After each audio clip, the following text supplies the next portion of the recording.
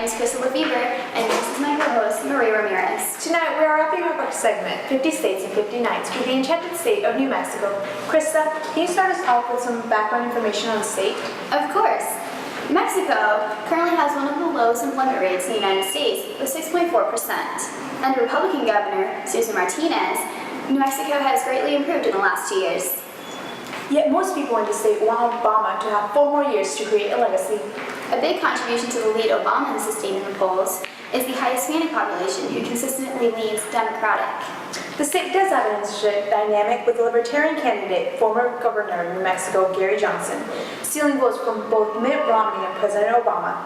So for more information on this race, let's turn to John Alex Huggins. I'm your host, John Alex Huggins. We actually have 2 correspondents with you this evening. We have Atif, who's a radio correspondent. Thank you for being here. That's me. And we also have Saad, who you write for the Weekend Ride. All right, thank you guys for being here. All right, and so we're actually going to jump right into immigration.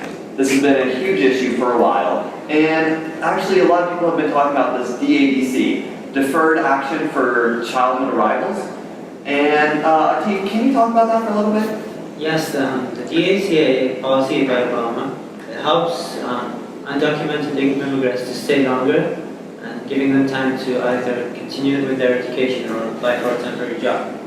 Really, and Saad, can you give me, I guess, the Republican view about this law and immigration?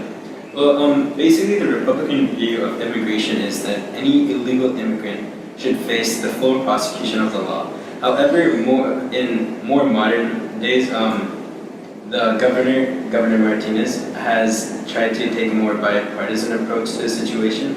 And in respect to the DADC, DACA, well, in respect to the DACA, what the Republicans are confused about is how Obama can promote this when he has in fact deported more people than any other president in the history of the United States.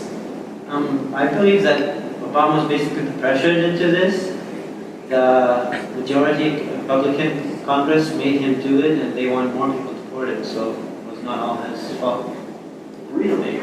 So this is actually quite an interesting thing, but sadly, I think we're going to have to move on from this right now. I think we're going to talk about employment, because in New Mexico, unemployment rate is at 6.5%, which is well below the national average of, I think, which just got under 8. So, I guess, can you tell me, is unemployment going to be a big thing in these polls coming this November? Yes, of course, it's a key factor in New Mexico. Since Obama's been in office, as you can see, the unemployment in New Mexico is lower than average, and also wages have been higher. So that's good for him, and it'll help in his re-election. Interesting. And same question to you? Well, I think that unemployment will play a huge role in this presidential race, particularly because in the past 2 years, since Governor Martinez, a Republican governor, has been elected, not only has unemployment gone down, but she's also balanced the budget. And just these 2 years have been so crucial in terms of unemployment. How can you be so sure that Obama's policies don't have any effect? Well, just in the past 2 years, you can see that. Guys. I like that you're passionate. I like that for sure. But we're going to have to wrap this up. And so, before we get in, obviously that's a huge issue. So let's get your guys' views on who's going to win these 5 electoral votes. Let's start with you. I see Obama winning the state comfortably by a margin of at least 5%. I see.